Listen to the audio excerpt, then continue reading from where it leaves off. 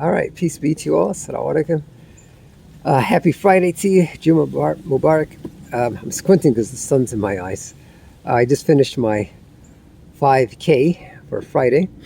I was feeling kind of bad, or just trying to battle feeling bad and beat myself up because today I was supposed to go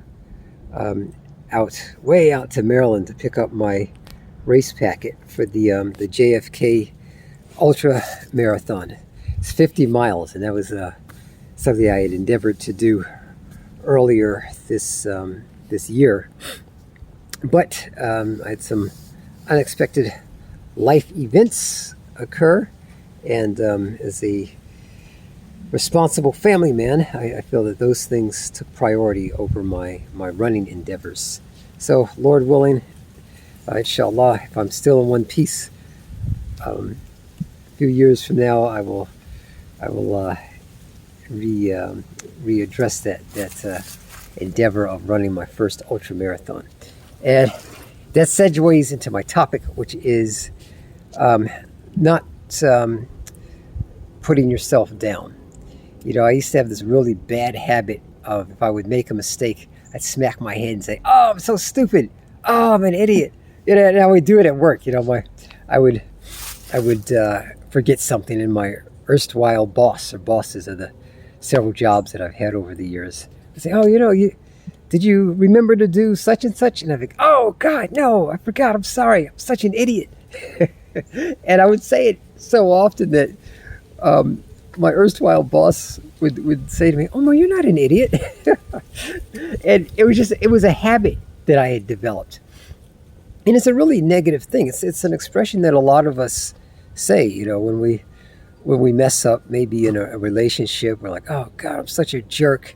You hang your head low and things like that. But I learned in life, you know, I'm in my mid-50s now, so I've been around for a while. And I've learned that there's enough people that are going to put you down in life that you don't have to be in the habit of putting yourself down. So I had to force myself to stop calling myself names and you know, just saying really negative things about myself. Like, you know, if I didn't meet a particular goal, like, "Oh God, you know, I'm so stupid I didn't get into medical school. What an idiot." Yeah, but you know, I did do a doctorate. You know, I completed a dissertation, which I published. You know, yeah, I'm so weak and scrawny. Well, yeah, but I've run 20 marathons and you know, in my mid-50s training for, you know, still intending to train for an ultra. There's something to say for that. You know, "Oh God, you know, I'm always so broke." You know, "Why am I so broke?" Well, you know, I've made more money. You know, the Lord, through his destiny for me, is given me much more money than the average person. So, you know, I'm not a millionaire, but I've made over a couple of million over the past several years. You know, it's not that much by today's standards, believe it or not. You know, especially when you have a relatively large family. My wife and I've got 4 children, and a couple of them are in college now. So that money, that big money, that 6 figures, actually shrinks because you're sharing it.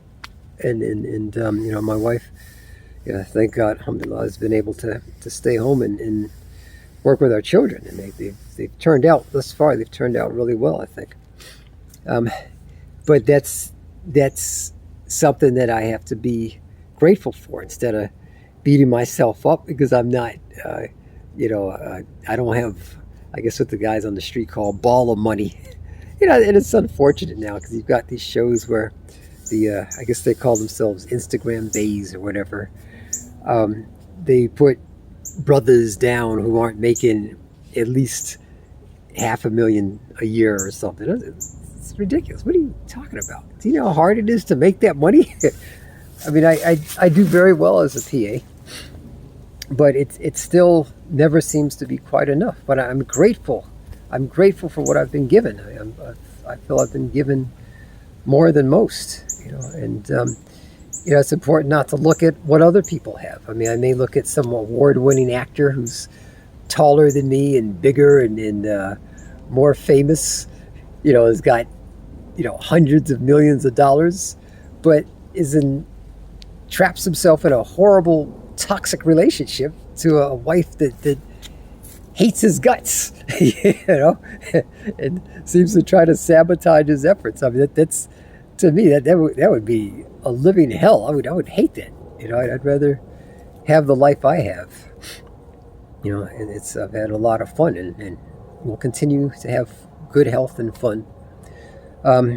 My spiritual health and mental health is the most important thing to me, and my relationship with my wife and kids. I've been married for going on 28 years now, and there's not a lot of people that can say that, and we've been happy. So there's that.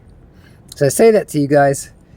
Look at the good aspects of yourself and of your life, and celebrate those things which you can admire about yourself and admire about your life, and just use that as a mantra. You don't have to do the extreme of this kind of new age internet alpha male thing, like I'm the man, and all y'all beta males out there, you're just a bunch of beta males. I'm the man, I'm the alpha male. That's kind of silly to me, because a lot of these guys are very young and still have a lot to experience about life as an adult.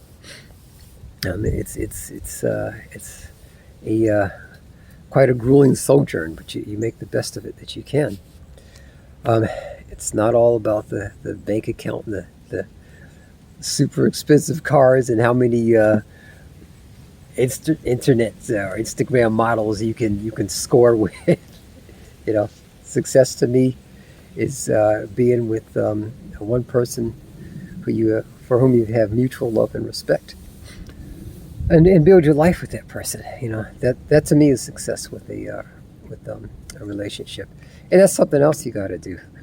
What are your core values? It's that Covey-esque kind of paradigm that was popularized in the 7 Habits of Highly Effective People. Your core values and things like that. But you got to look at yourself, celebrate yourself. Don't put yourself down, because people will pick up on that and capitalize on it. That's what bullies do, and we have a day and age of internet trolling and bullying, and some people allow it to drive them crazy to the point that they actually are willing to kill people. And we see that in school shootings, unfortunately. Our young men in particular, they don't know how to deal with this bullying, and a lot of it is their own sense of insecurities. So they let it get to them, and they lash out in the most violent of ways. But anyway, that's enough of my rambling for now. I wish you guys the best of success in your positive endeavors. For those of you guys who have an interest in being a physician assistant, I've been a PA for 22 years now, and a health educator. It's been a wonderful journey. I would not have been doing it for this long had I not enjoyed it. If you want to know how to do that, feel free to contact me, and we can chat, Lord willing. Okay, take care, guys. Peace.